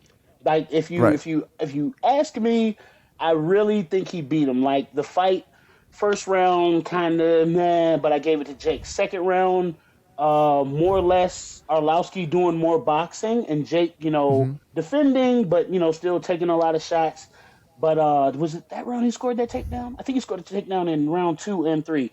You know how weird wrestling is when it comes to these judges. So you got that round, you can give it to Arlovsky. That third round, Jake wakes up. That's what we were waiting on for this fight. Like they're like, don't burn down that gas tank because he's got that turbocharger back there. Because the way he woke up in that third round against Arlovsky, it was one of those kind of like, I wonder how this is gonna get called. And sure enough, like Arlovsky, split decision winner, and that was like Jake's third or second split decision because I think Carlos Felipe had beat him. Carlos Felipe I think had beat him unanimous. Well, I don't know. I think it was like either his third or second split decision because I remember in an interview Jake was like, "I'm gonna tell you what, this one ain't going to decision." I was like, "Oh man." Yeah, you were right. It was Carlos Felipe split decision. Split decision. Yeah. Carlos Felipe, and then was there one prior? He beat prior to that. No. He beat John Vellante like by decision, unanimous decision. Yeah. That's what it was. Yeah, so he was like, he's tired of the decisions, tired of the splits and losing. Yeah. This one, man, we're not going to the end. And I was like, oh boy, all right. And I'm glad. Like, no, we're not. That's the thing too. That's the thing. Okay, so Jones picks up that, right? He hears that.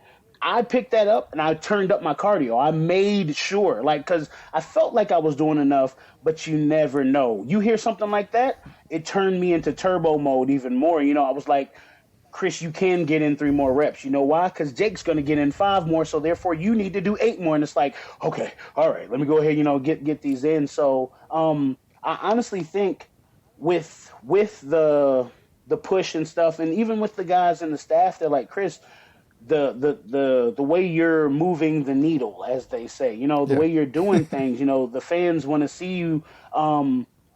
They want to put me on bigger shows, and so with bigger shows, meaning pay-per-view, you have to find people that also have either been in that position or are climbing up high enough. They don't want to jump me up to the who Aspens and stuff like that, those type of guys. But let's try to get them in that top 15. Who's there that we can match them up with that makes sense?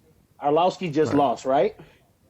So with him losing, me winning, me beating Jake, he just lost to I think the Brazilian guy, scary Brazilian dude. Marcos. Too. Yeah, who we? That's Rogerio the that fight. guy's scary. Yeah, that dude. Arlovsky's the fight. Yeah, that's what. It makes sense. It makes sense, and to me, it does. can be a pay-per-view fight because fans wise, numbers wise, will say moving. I'm moving the needle, UFC wise. But and then if you go back and then you look at our records, I'm 23-8. He's like 1,000,012. So either way, it's even on paper with that, we still have high number fights. We're gonna go out there. We clearly are both gonna put on shows. Arlovsky was the UFC champ at one point. This and that. So to me, that's the fight to make. Not in I'm going there and da da da da. No, all respect because I've trained around him before. I actually trained with Alistair when Alistair had to fight him. So it's one of those things. Like there's always been that mutual respect. But I think honestly, that's a really good fight. And then he's a stand-up guy too. I would love to just stand and bang. I wouldn't have to worry about getting taken down. Jake Collier said he wasn't going to take me down. And sure enough, he went for it. But I knew why. I heard that in that first round. I was like, wait a minute. I know he's not tired. There's no way he's tired. Not Mr. Jake Turbo. No way. But yeah, I think Arlovsky is the big move, and then not to UFC just signed me to a UFC just signed. We extended some things over here, so you're gonna get a lot of your boy. You're gonna get a lot of your boy out there. You know what I'm saying? Nice. So, well, congratulations. I appreciate it. Congratulations.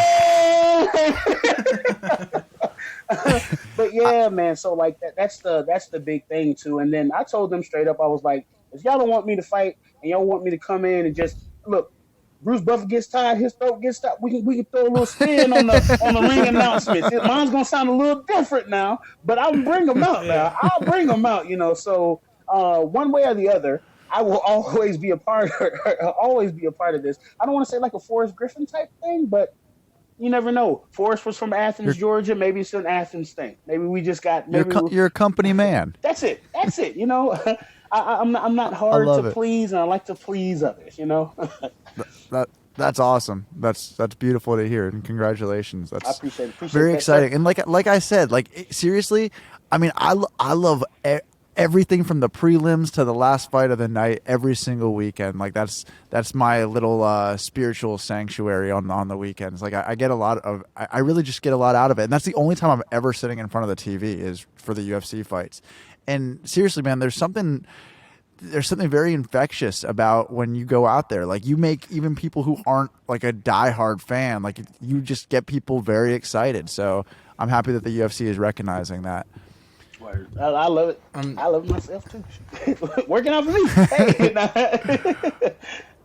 with awesome. That Collier fight, my family, like my dad and I like to watch the fights, and my mom watches the fights too. But my little brother's not really into it as much, so it's not a lot of time that we're all watching it. But on that fight, the Collier fight, I was like, you guys gotta come, you gotta watch this one because it's gonna be crazy. And then we all came out, and you see the first round, you're like, damn, it's rough.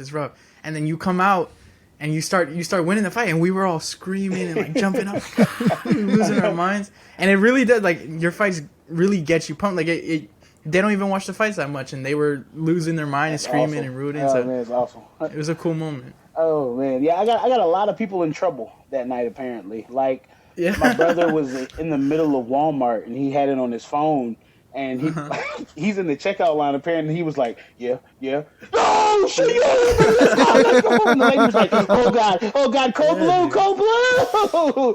You know, and then my friend almost got kicked out of his apartment because this fool lives on the 3rd floor now. Now you know good and hell well you can't be stomping. He's 300 pounds and they put him on the 3rd floor. But whatever, that's their own fault. That's on them. So this fool's, of course, watching the fight. He said he was sitting down. But he said, Right. like, downstairs neighbor said he was jumping and thumping so hard that the ceiling, like the popcorn ceiling stuff was like, It was falling off. I was like, oh God, he's going to fall through like the secret shredder. No! Hey, if anybody live bet on you after the first round, I bet you made them really happy. Oh, though. yeah. What, Theo Von, the guy, who, Oh, no. Yeah. he The loves Rat me King. now. He absolutely loves me now. He was like, dude, I don't think you understand, man. And I was like, yeah. That's awesome. Oh, well, Chris, I don't know how much time you want to give us, but we really appreciate how much this has been a lot of fun. Seriously. And, Oh no! Look, like really thank y'all you. don't Yeah. say nothing, but y'all keep me from my responsibilities, and I'm not mad at it. I do. I gotta go. I gotta DDT these kids to bed real quick. And No, man, we but seriously, yeah, this man, this has been awesome. fun. Yeah, real for real, privilege dude. for us. And yeah, you've been seriously amazing. So this has been really cool. Yeah, this I forgot this was an interview. I thought I was just talking to my buddies, man. I thought I was just talking That's to my how we pals, like Hey, man, that's what it's all about. I appreciate you saying that because it shouldn't feel interview form. It should definitely feel more like just a conversation with people you enjoy. So, thank you. I appreciate that. That's why I was having so many But, brain farts. I was like, Chris, stop talking. But I was like, no, I like these guys. This is fun. I want to keep talking. You know what I mean? But nah, man, that was awesome, dude. Like this was amazing, man. Oh, dude, thank you. We obviously like you, so we'll be definitely in touch, and we just really want the best for you for this whole year and your career, and just really gonna be we're gonna be really rooting for you, Chris. That's it. It's my favorite boy. You're my boy, Blue. You're my boy. But yeah, man. Hopefully, I get the news soon of whoever it is. And man, look, I always tell people I'll try to drop it first, but the UFC they're really sneaky. But I don't know who is out here dropping these names before, like, because I'll get a message. Oh man, you're fighting such and such, and I was like, I am. Yeah. What? Like, who? They're good at that. We know. So they're good at that. If I find out first, then I'll definitely we can drop it here. But I highly doubt it. I'll be the first person to find out. Half the time I don't find out I'm even fighting until about 4 weeks out. Oh yeah, by the way, your contract, we've had it over here. But yeah, here you can go ahead and sign it now. Hey. Oh, thanks, guys. All good. All but, good. Well, in the yeah, meantime, the Arlovsky fight is the fight to make. You've heard it here on the Fighting Chance podcast Fighting first. chance first. I think he's Wait, out there making sound a lot effect. of movies though right now. That's the only bad thing. I think he's out there What'd you say? making. I think he's out there making movies. Like I think he was just in some. I forgot what movie it was called, but yeah, I think he's out there doing the movie thing. So I just need him to dial back. Give me about 4 months with no movies, and let's just get this ready. Yeah, he's dodging you. There it is. No, stop it. No. Still get the work. Everybody keeps saying that about Ngannou. There's another meme. It said after Jones wins the belt, he'll vacate it too because he knows. And then you pan over, it's a picture of me because he knows Chris Barnett's in the UFC Heavyweight division. yeah. And I'm like, here we go. That's That's fun though. That's fun. That's got to be fun though. Oh, yeah, I love those it. are really funny. I haven't heard of those, but that's got to be really fun to see They're those like each day. everywhere. Yeah. Really? And They're everywhere. okay, so I don't try to figure what's a good body type. Oh, I don't know. Think of Homer Simpson in a bear suit.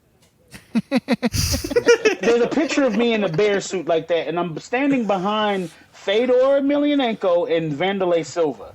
and they keep posting this picture, the 3 real legends of MMA, and I'm like, y'all have got to stop. Y'all have got to stop. I'm wearing a full grown man bear suit in this picture. Y'all can't say the 3 legends of MMA, and I'm sitting next to Fedor. One dude was like, Fedor's real pet. That's why he got so good at MMA. And it's like, oh my God. You know what? We can't have nothing nice.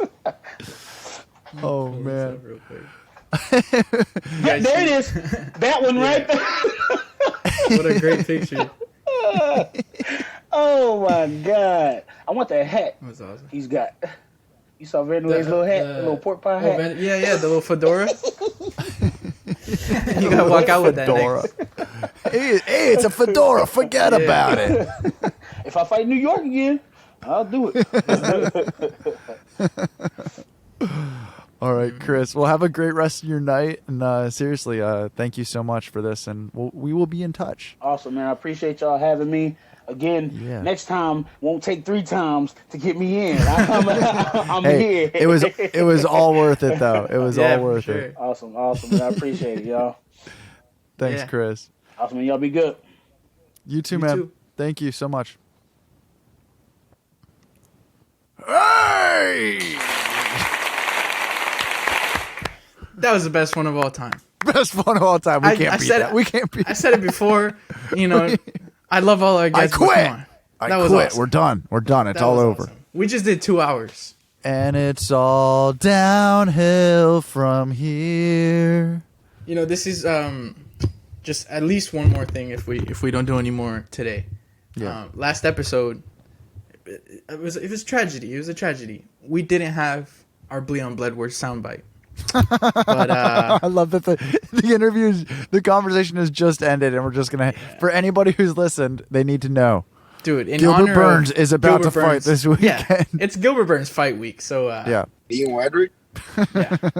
Yeah, maybe if he beats Neil Magny and then maybe gets another win, he'll be fighting Ian Wedrick? But yeah, man, what a great interview. What a great guy. Dude. That was awesome. Thank you, Sal. Thank you, bro. Thank you for being you. And there's not much more to say. I feel like it was all said already in this episode. I think this was a perfect episode. That was awesome. That was It awesome. was. Yeah. I just I feel alive. I feel filled with smiles. I feel Chris's positivity. And honestly, like it's so relatable. Like his life is his outlook, his methods, I feel are very effective and extremely relatable. And I think if anybody wants to take something from this, you should try it out. Try out that positive look, because 1% a day. 1% a day keeps the doctor away. Dude. No, it's really man, this was really awesome. Yeah. Chris is the best. The best ever. Best ever. The GOAT, some would The say. the goat of a fighting chance, that's He's- for sure. I mean, you heard it from him. He's why Francis Ngannou left the UFC. Yeah, Basically. For sure. No, but for anybody, any future guest coming on a fighting chance, Step it up. you gotta step it up. There's a high bar now. Yeah, the high Barnett. The high Barnett. Oh, that was a good one. Oh, my sound is off. Ah. Yeah, Well, man. thank you so much for tuning in to episode 20 of A Fighting Chance with Chris Barnett. I'm Don't forget Jared. to. Don't forget. I'm Jared. And we got our main man Sal here, and please don't forget to like, subscribe, hit the bell for notifications, ring the bell, and there's gonna be a lot more juicy, fun content. Oh yeah, Throughout this is the gonna rest be a of fun year.